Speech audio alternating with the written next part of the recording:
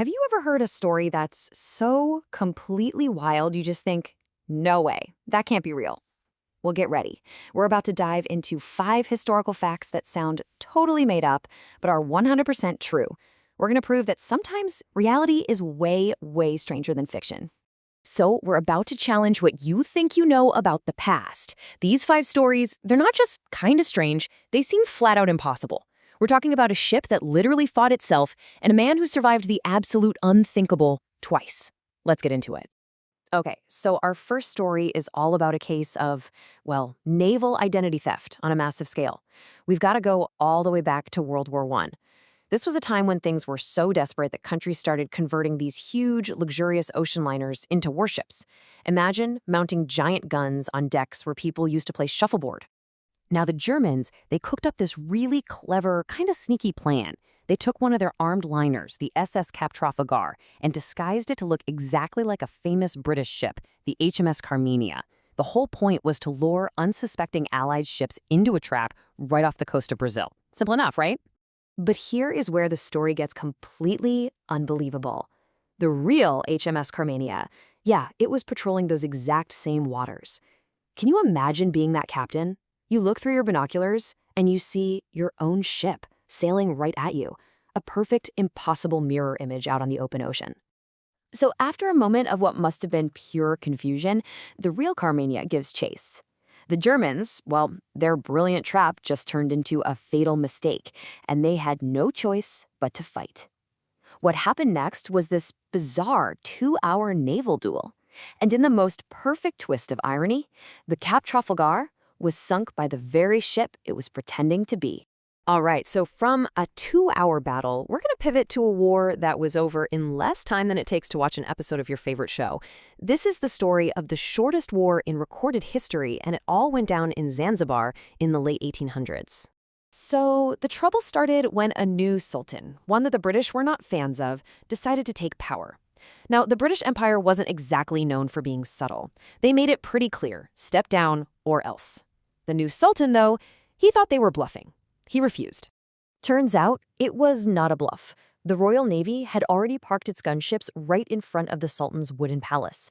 At 9:02 a.m., just 2 minutes after the deadline passed, the cannons opened up. The palace, well, it didn't stand a chance. It was basically turned into splinters. By 9:40 a.m., it was all over. The Sultan had bolted, the palace flag came down in surrender, and the Anglo-Zanzibar War officially ended after a grand total of 38 minutes. You probably take longer to decide what to eat for dinner. And the aftermath really shows you just how lopsided this war really was.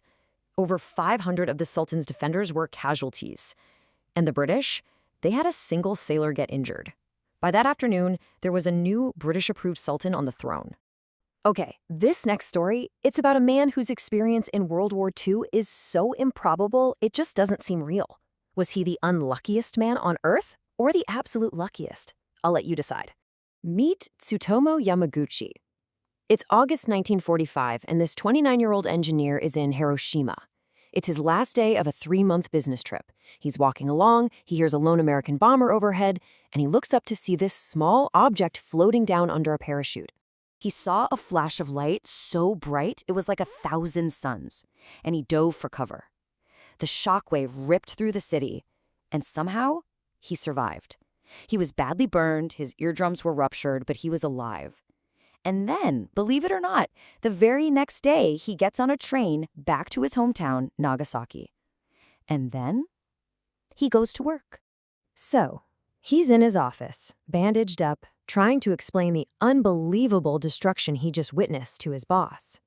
And his manager is just not getting it. He says something like, "A single bomb can't destroy an entire city." And at that exact moment, the sky outside the window explodes in that same blinding white light. The second atomic bomb had just been dropped on Nagasaki. Yamaguchi survived, again. He was later officially recognized by the Japanese government as a Niju Hibakusha, which literally means twice-bombed person. Now, others might have survived both blasts, but he is the only person in history to officially hold that unbelievable title. We've seen unbelievable irony, we've seen impossible survival. But if you think you've heard it all, trust me, this next one is on a whole other level. This isn't just a weird story, it's one of history's most chilling mysteries, and it's all about the death of one of the greatest conquerors who ever lived. Alexander the Great. I mean, the name says it all, right? The guy conquered most of the known world, never lost a major battle. You know the story. But the biggest mystery about him isn't actually about his life. It's about his death. So at just 32 years old, Alexander gets sick. And after 12 days of agony, he's pronounced dead. But then something incredibly strange happened. For 6 whole days, in the blistering heat of ancient Mesopotamia, his body didn't show any signs of decay. To his followers, this was it. This was the proof. He wasn't just a king, he was a god. But modern science, well, it has a different and honestly a much more terrifying explanation. Some researchers now believe he might have had something called Guillain-Barré syndrome. It's a rare disorder that can cause rapid, total paralysis while leaving the person's mind completely aware. So, if that theory is right, the reason his body didn't decompose is terrifyingly simple. He wasn't actually dead. He was paralyzed, locked inside his own body, unable to move or speak, but maybe, just maybe, fully conscious as his generals mourned him and prepared his supposedly divine body for burial. That's a fate worse than any battle he ever fought. Okay, for our final story, let's zoom out. We're going to tackle a simple question about discovery that has a surprisingly backward answer. It's one of those things that proves we were busy mapping the distant stars before we even finished exploring our own planet. So here's a little pop quiz for you. Which did humanity discover first?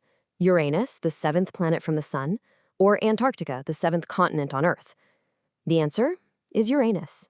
Yep, we officially found a new planet in our solar system almost 40 years before we confirmed there was a giant continent at the bottom of our own world. It's really a fascinating timeline. For thousands of years, astronomers had the heavens mapped out all the way to Saturn. Then, in 1781, Uranus was discovered.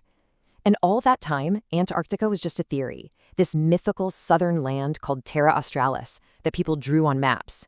It wasn't until 1820 that a Russian expedition finally saw the real thing. It really makes you wonder, doesn't it?